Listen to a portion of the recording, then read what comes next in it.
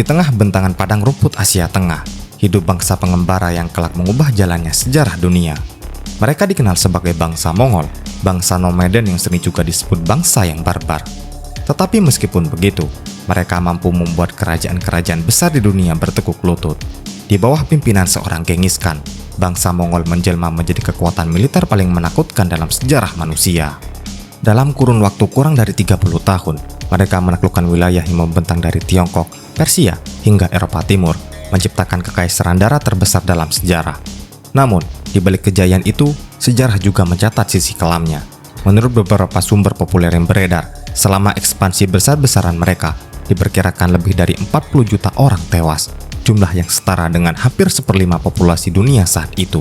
Beberapa wilayah seperti Persia dan Tiongkok bahkan kehilangan sebagian besar penduduknya akibat perang dan kehancuran yang ditinggalkan. Lantas, bagaimana mungkin bangsa yang lahir dari padang rumput yang tandus mampu membangun kekaisaran terbesar dalam sejarah umat manusia?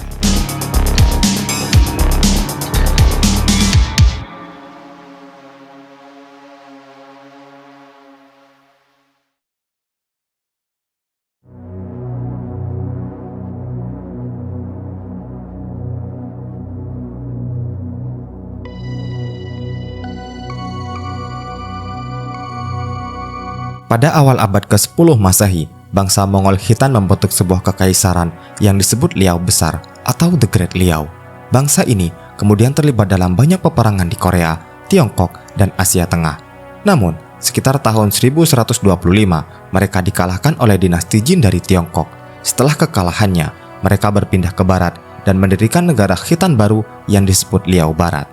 Di utara wilayah yang saat itu sudah memasuki dunia modern, sejumlah suku nomaden bersatu membentuk konfederasi suku yang bernama Hamak Mongol. Salah satu klan dalam konfederasi ini adalah klan yang bernama Borjigin, dan perwakilan mereka terpilih menjadi khan berkali-kali pada abad ke-12.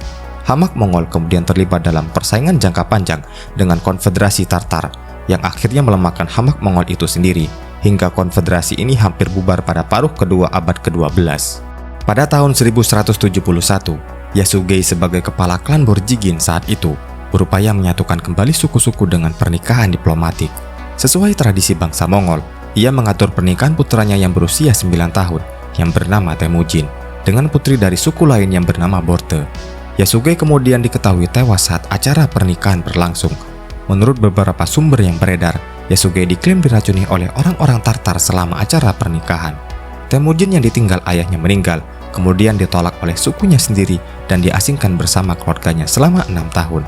Temujin saat itu hidup dalam kemiskinan dan bahkan sempat diperbudak. Tetapi tekadnya untuk bangkit dan membentuk sukunya sendiri membuat Temujin menemui saudara-saudaranya yang bernama Jamuka. Pada tahun 1206, Temujin yang saat itu berusia sekitar 20 tahun mulai membentuk sukunya dengan bantuan Jamuka. Temujin bahkan juga mendapatkan bantuan dari pemimpin suku Karaite yang bernama Tokrul Khan. Temujin dan Jamuka yang sudah bersahabat sejak kecil bekerja sama dalam beberapa kesempatan, termasuk saat menyelamatkan istri Temujin yang diculik oleh suku Merkit. Seiring berjalannya waktu, persaingan mulai muncul karena perbedaan ideologi politik di antara keduanya.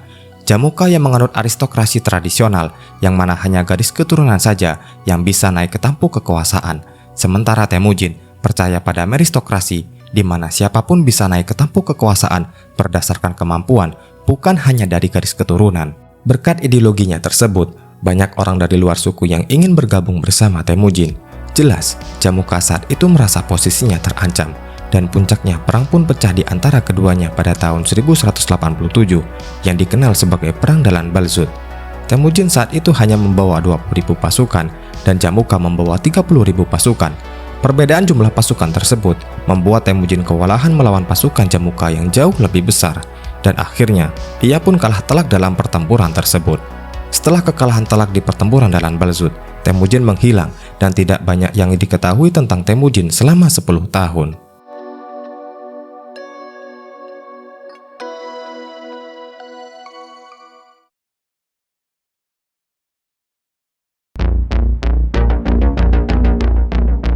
Pada tahun 1197, Temujin kembali memimpin pasukan gabungan suku Mongol dan Karaite dalam perang melawan suku Tartar yang diperakasai oleh dinasti Jin. Dalam konflik ini, Temujin sangat ingin membalas dendam atas kematian ayahnya. Ia pun mulai mereformasi pasukannya dengan melakukan beberapa langkah penting yang menunjukkan kepemimpinannya yang sangat strategis.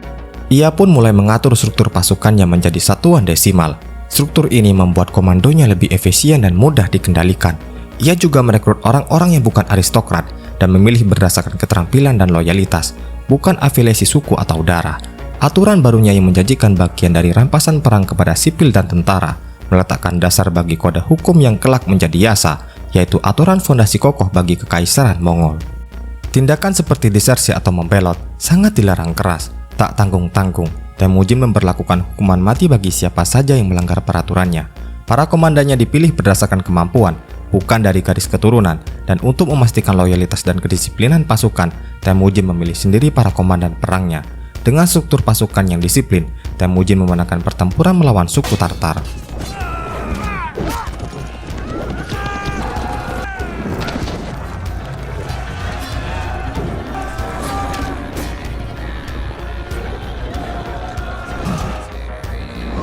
Di tahun 1201, Jamuka dinobatkan sebagai khan oleh faksi-faksi yang menentang Temujin. Penobatan ini semakin memperburuk permusuhan antara keduanya.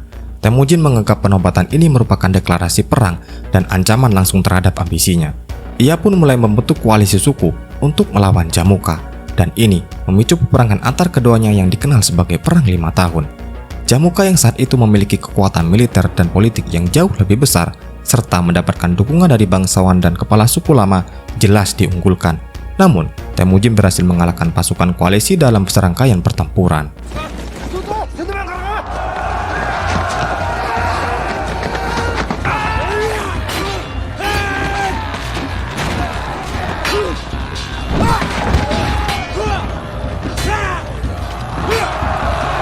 Pada tahun 1204 sampai 1206 adalah titik balik pertempuran, di mana Temujin akhirnya mengalahkan dan menempaskan pasukan Jamuka. Kekalahan Jamuka menandai akhir dari persaingan keduanya dan menjadikan Temujin penguasa yang tak terbantahkan di padang rumput Mongolia. Ia kemudian menyatukan suku-suku Mongol dan mengumpulkan dewan kepala suku yang akhirnya ia terpilih menjadi pemimpin mereka dan diberi gelar Genghis Khan. Di tahun 1209, Mongol memulai invasi pertama mereka terhadap kerajaan Sia Barat yang kuat di barat daya. Genghis Khan memandang Sia Barat adalah sebuah kerajaan makmur di tepi Gurun Gobi yang terletak di antara Tiongkok bagian utara dan Asia Tengah. Kerajaan Sia Barat yang saat itu dikuasai oleh etnis Tangut adalah sebuah kerajaan yang memiliki sistem birokrasi maju dan pasukan berkuda yang sangat terlatih. Letaknya yang strategis di antara padang rumput Mongolia dan perbatasan dinasti Jin menjadikan target penting bagi ekspansi Mongol. Genghis Khan kemudian mengirim pasukan kecil untuk menyerang wilayah perbatasan Sia Barat. Tujuannya adalah menguji kekuatan musuh dan jalur logistik di antara gurun dan lembah yang keras. Serangan pertama ini berhasil dan membawa informasi penting tentang pertahanan Sia Barat. Genghis Khan kemudian melancarkan invasi yang lebih besar. Ia memimpin langsung pasukan berkuda Mongol melintasi pegunungan Helan dan menyerang kota-kota Sia seperti Wuluhai.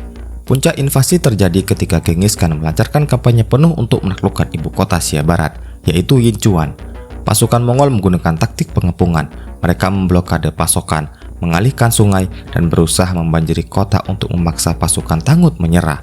Namun, perlawanan Sia Barat sangat sengit. Pengepungan itu berlangsung beberapa bulan, dan akhirnya, akibat gagal panen dan persediaan makanan yang menipis, memaksa Sia Barat akhirnya menyerah. Pada awal abad ke-13, dinasti Jin yang berkuasa di Tiongkok Utara menganggap bangsa Mongol hanyalah suku pengembara yang barbar. Ketika Genghis Khan mengirim utusan untuk menjalin hubungan diplomatik, istana Jin justru merespon dengan kesombongan. Mereka malah menuntut agar Mongol tunduk kepada mereka. Bagi Genghis Khan, penghinaan itu tidak bisa dibiarkan. Ia pun mendeklarasikan perang kepada dinasti Jin. Genghis Khan lalu memanggil semua kepala suku Mongol dan mempersiapkan 90.000 pasukan terlatih yang terdiri dari pemanah berkuda, pengintai, dan pasukan infanteri terlatih untuk menghadapi kekuatan dinasti Jin yang jauh lebih besar. Di pihak seberang, dinasti Jin memobilisasi pasukannya. Lebih dari 800.000 infanteri dikerahkan, tetapi kebanyakan dari mereka didominasi oleh petani dan hanya 150.000 pasukan terlatih yang tersebar di sepanjang tembok besar. Namun, tembok besar yang selama ini dianggap tak tertembus, terbukti tak mampu menghentikan pasukan Mongol. Mereka memanfaatkan titik lemah pertahanan yang kurang terjaga dan kemudian melewatinya.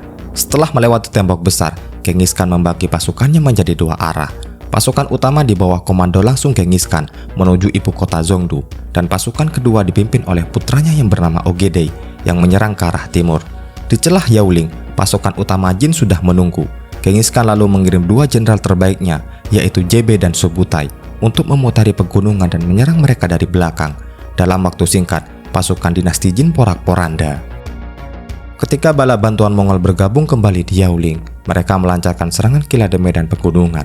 Pasukan Jin yang terjebak di lembah tak siap menghadapi serangan dari dua sisi. Taktik klasik Mongol dengan pura-pura mundur membuat pasukan Jin menjadi terbagi. Mereka mengejar pasukan Mongol yang berpura-pura kabur dan malah terjebak dalam perangkap yang mematikan.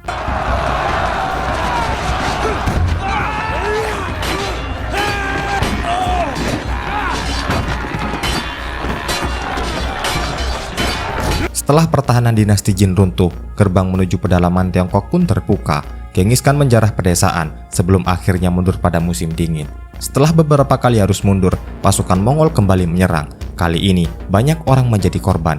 Mereka yang mempunyai keahlian seperti pengrajin, insinyur, dan tenaga medis dipekerjakan untuk memperkuat kekaisaran. Sementara mereka yang tidak punya keahlian dijadikan budak dan dipaksa menjadi perisai hidup untuk menaklukkan kota berikutnya.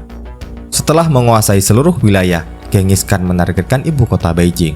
Pengepungan itu berlangsung berbulan-bulan sebelum akhirnya wabah penyakit menyerang.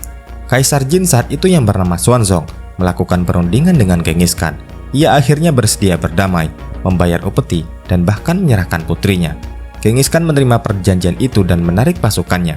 Namun, tidak lama kemudian, sebuah kabar sampai ke telinganya bahwa Kaisar Jin memindahkan istananya ke Kaifeng di selatan. Bagi Genghis Khan, itu adalah tanda pengkhianatan. Dengan marah, Genghis Khan memerintahkan pasukannya kembali. Dengan bantuan insinyur Tiongkok yang direkrut sebelumnya, pasukan Mongol mengepung kota Beijing dan menembusnya.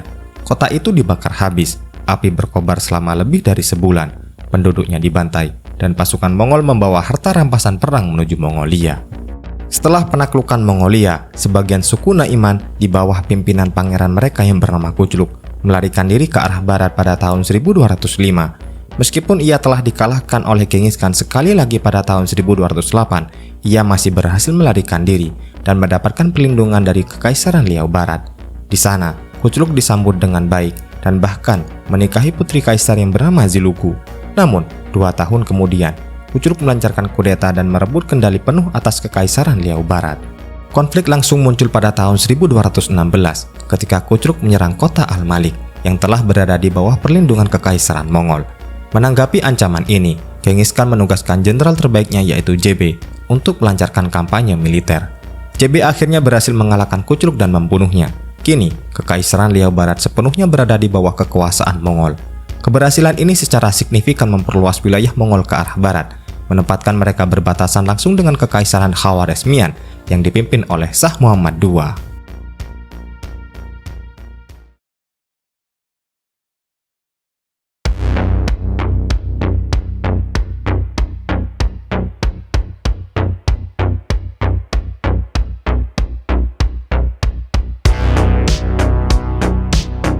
Awalnya Genghis Khan tidak berniat berperang.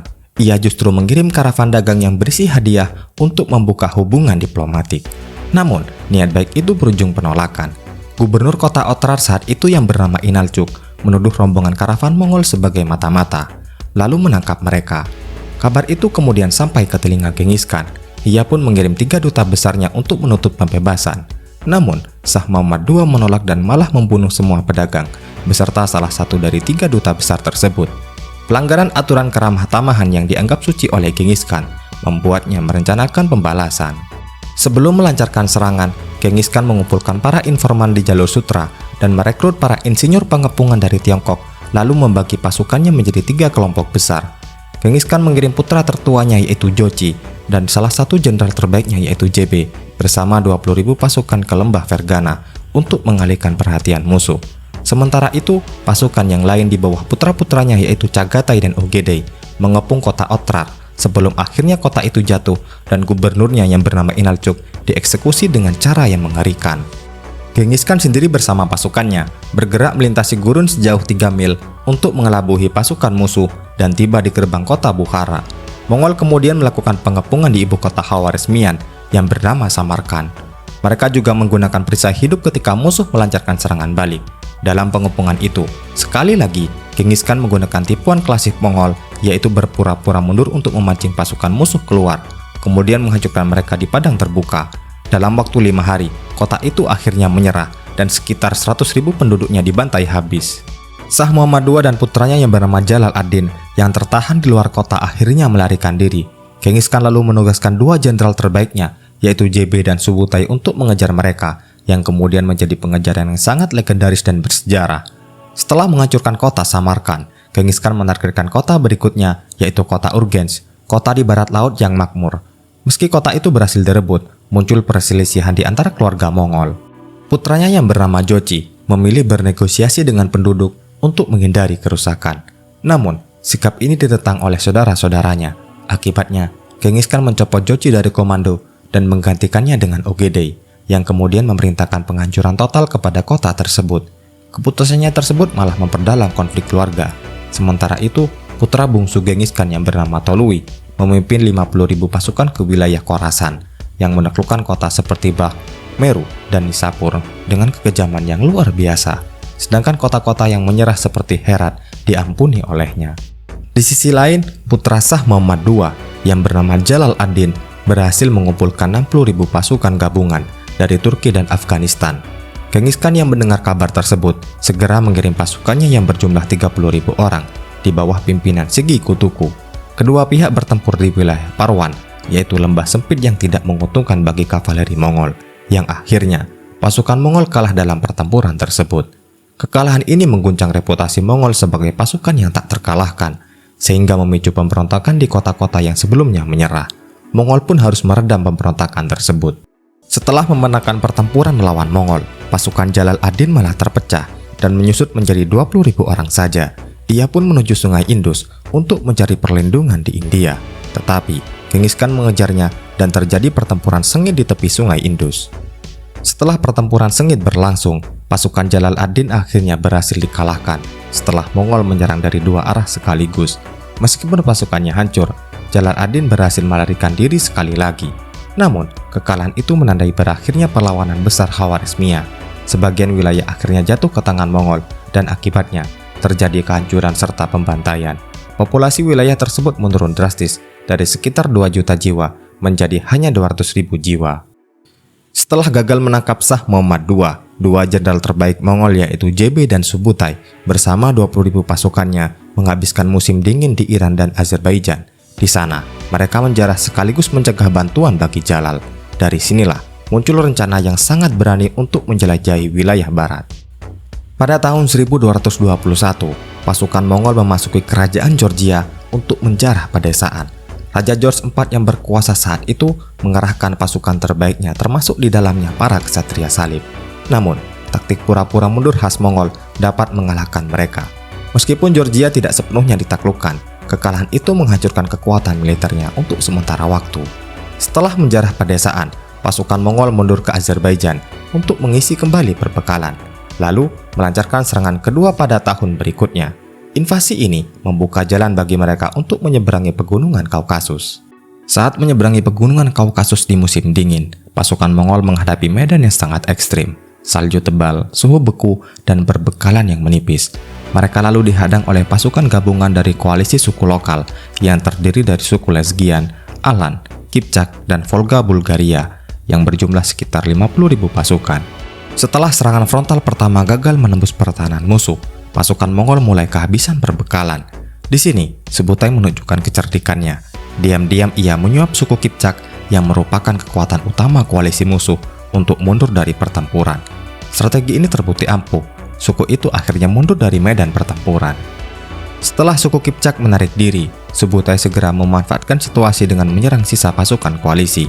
Pertempuran itu berlangsung singkat dan berakhir dengan kemenangan mutlak bagi Mongol. Namun, serangan itu belum berakhir. Pasukan Mongol kemudian mengejar suku Kipchak dan menjarah perkampungan mereka di sekitar wilayah Sungai Volga, termasuk beberapa pemukiman dagang yang kelak berkembang menjadi kota Astrakhan. Usai kampanye panjang tersebut, 2 jenderal terbaik Mongol yaitu JB dan Subutai memutuskan untuk memisahkan pasukan demi memperluas pengintaian. JB memimpin pasukan ke arah barat laut menuju wilayah sekitar Sungai Dnieper untuk menjelajahi rute menuju Tanah Ras, sementara Subutai bergerak ke selatan, menembus padang stepa menuju semenanjung Crimea dan Laut Hitam. Saat melintasi wilayah Crimea, pasukan Subutai berhadapan dengan beberapa pos dagang Italia di pesisir Laut Hitam, terutama milik bangsa Genoa. Interaksi ini menandai salah satu kontak pertama antara bangsa Mongol dan para pedagang Eropa. Sisa-sisa suku Kipchak yang berhasil lolos pada pertempuran sebelumnya melarikan diri ke wilayah Ras dan meminta bantuan kepada para pangeran setempat. Para pangeran Ras menanggapi dengan membentuk aliansi besar sekitar 30-40 ribu pasukan bersatu dengan suku Kipchak untuk menghadapi ancaman Mongol. Meskipun jumlah tersebut masih diperdebatkan oleh sejarawan, namun saat Mongol mengirim utusan untuk memperingatkan agar mereka tidak ikut campur, para pangeran justru membunuh para utusan tersebut sehingga memicu amarah Subutai. Saat pasukan musuh mulai mengejar, Subutai menggunakan taktik pura-pura mundur selama 9 hari, meninggalkan rampasan serta ternak mereka untuk memancing pasukan musuh. Pasukan Ras dan Kipchak yang kelelahan terus mengejar hingga terjebak di Sungai Kalka. Disitulah Mongol berbalik menyerang dan menghancurkan mereka.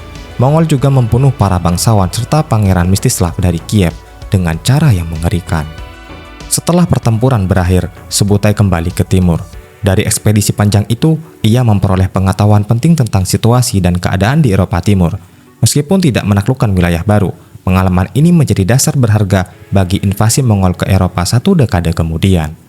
Namun, salah satu jenderal terhebat Mongol yaitu JB meninggal karena sakit dalam perjalanan pulang. Sesampainya di Mongolia, Genghis Khan menugaskan kembali Subutai untuk menyerang kerajaan Sixia. Kerajaan itu menolak membantu Mongol saat invasi ke Khawarizmia dan bahkan menjalin hubungan dengan dinasti Jin, musuh lama Mongol.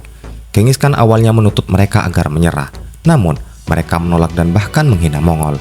Maka, pada tahun 1226, Genghis Khan melancarkan kampanye militer penuh untuk menghancurkan kerajaan tersebut. Sejarah mencatat, selama perang berlangsung, Genghis Khan dikabarkan mengalami cedera akibat jatuh dari kudanya. Meski begitu, pasukannya berhasil menaklukkan ibu kota Yinchuan dan memusnahkan kerajaan Sixia sepenuhnya.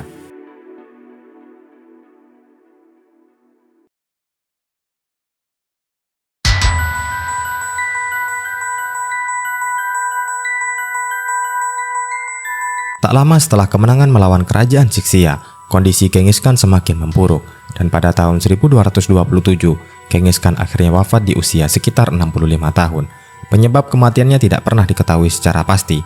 Beberapa sumber menyebutkan ia jatuh sakit, sementara legenda lain mengatakan luka akibat jatuh dari kuda menjadi penyebab kematiannya. Genghis Khan dimakamkan secara rahasia oleh bangsa Mongol, dan sampai saat ini, makamnya masih menjadi misteri. Berdasarkan wasiatnya, Genghis Khan membagi kekaisaran Mongol menjadi 4 wilayah besar yang membentang luas dari Samudra Pasifik hingga Laut Kaspia bagi keempat putranya. Jochi menerima wilayah paling barat yang kemudian menjadi cikal bakal Golden Horde. Chagatai memperoleh wilayah Asia Tengah, Tolui si putra bungsu menjaga tanah inti bangsa Mongol di Mongolia Timur, sementara Ogedei yang dipilih sebagai penerus Genghis Khan menerima wilayah Mongolia dan Siberia. Ogedei yang secara resmi diangkat sebagai Khan Agung membawa Mongol pada puncak kejayaan. Meski dikenal sebagai pemabuk, di masa pemerintahannya, Mongol melakukan ekspansi besar-besaran sekaligus reformasi administratif yang mengubah wajah kekaisaran Mongol. Sebagai administrator ulung, Ogedei mendirikan ibu kota Karakorum, memperluas sistem pajak dan jaringan pos, serta menegakkan hukum biasa dan kebijakan toleransi beragama. Di bawah pemerintahannya, kekaisaran Mongol memasuki masa stabilitas yang dikenal sebagai Pak Mongolika. Pada tahun 1235, para Dewan Kurultai memutuskan ekspedisi besar ke barat di bawah pimpinan Batukan dan Subutai. Dalam beberapa tahun, mereka menaklukkan Volga Bulgaria, Kiev, Polandia, dan Hungaria. Namun, invasi Eropa berhenti setelah Ogedei wafat pada tahun 1241. Setelah wafatnya Ogedei, kekaisaran Mongol sempat mengalami kekosongan kekuasaan, hingga akhirnya Mongkekan, cucu Genghis Khan dari garis Tolui, diangkat sebagai Khan Agung pada tahun 1251. Di bawah kepemimpinannya, kekaisaran kembali stabil dan ekspansi besar dimulai kembali. Mongke membagi kekuasaan kepada 2 saudaranya. Hulagu memimpin penaklukan ke Persia dan Timur Tengah, sementara Kublai ditugaskan menaklukkan Tiongkok Selatan. Hulagu berhasil mendudukan kelompok Hasasin di Alamut, dan pada tahun 1258, ia berhasil menghancurkan kota Baghdad dan mengakhiri kekhalifahan Abbasiyah serta zaman keemasan Islam. Sementara itu, Mongke memimpin langsung perang melawan dinasti Song di Tiongkok. Sayangnya, ia wafat akibat sakit pada tahun 1259. Kekosongan kekuasaan berikutnya memicu perang saudara Toluid antara Kublai dan saudaranya yang bernama Arik. Setelah 4 tahun berkonflik, Arik akhirnya menyerah pada tahun 1264 dan Kublai mengklaim dirinya sebagai Khan Agung. Ia kemudian memindahkan ibu kota ke Khanbalik yang kelak menjadi Beijing dan mendirikan dinasti Yuan. Kebijakannya yang terkenal adalah mendirikan 20.000 sekolah umum, melestarikan begitu banyak kesenian, serta membuka pengetahuan yang luas dengan bertemu banyak orang-orang berpengaruh di dunia seperti Marco Polo. Kublai juga memperkenalkan sistem mata uang kertas dan perak, mengubah 1.400 jaringan pos menjadi pos perdagangan, dan membuka kekaisaran untuk perdagangan ke seluruh dunia, di mana ini tidak pernah terjadi sebelumnya.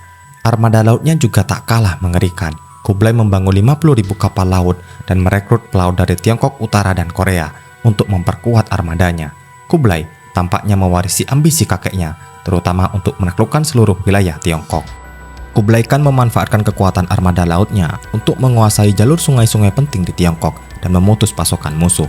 Setelah perang panjang di darat dan laut, akhirnya ia berhasil menundukkan dinasti Song dan mempersatukan seluruh Tiongkok di bawah kekaisaran Mongol. Pada tahun 1273, ia juga berhasil menundukkan dinasti Goryeo di Korea. Meskipun berhasil menginvasi dan menundukkan Korea, Kublai gagal total dalam upaya menginvasi Jepang. 2 ekspedisi besar Mongol berakhir tragis, disebabkan badai besar yang menghancurkan armadanya. Kegagalan itu tidak menghalangi Kublai untuk mencoba mengekspansi wilayah selatan. Ia mengirim pasukan ke Asia Tenggara, termasuk ke Vietnam, Burma, dan bahkan ke Jawa. Namun, kerasnya iklim tropis serta perlawanan lokal membuat ekspedisi itu gagal. Di masa tuanya, Kublai dilanda kekecewaan, kehilangan banyak anggota keluarga, dan kesehatannya terus menurun, hingga akhirnya ia wafat pada tahun 1294. Setelah wafatnya Kublai Khan, kekuasaan berpindah ke tangan cucunya yang bernama Temur Khan. Namun, masa kejayaan Mongol perlahan memudar. Para penerus Kublai tak lagi mewarisi ambisi dan kemampuan besar pendahulunya. Istana dipenuhi intrik dan kekaisaran yang dulu bersatu mulai retak oleh perebutan kekuasaan. Munculnya tekanan dari kekuatan luar dan menurunnya ekonomi semakin memperparah kondisi dinasti. Kekaisaran yang dulu membentang dari Laut Pasifik hingga Eropa Timur akhirnya terpecah menjadi 4 bagian besar, yang kemudian terpecah lagi menjadi bagian-bagian yang lebih kecil. Keruntuhan total dinasti Yuan terjadi pada tahun 1368 setelah munculnya perlawanan besar yang dipimpin oleh dinasti Ming dan mengakhiri kekuasaan Mongol di Tiongkok.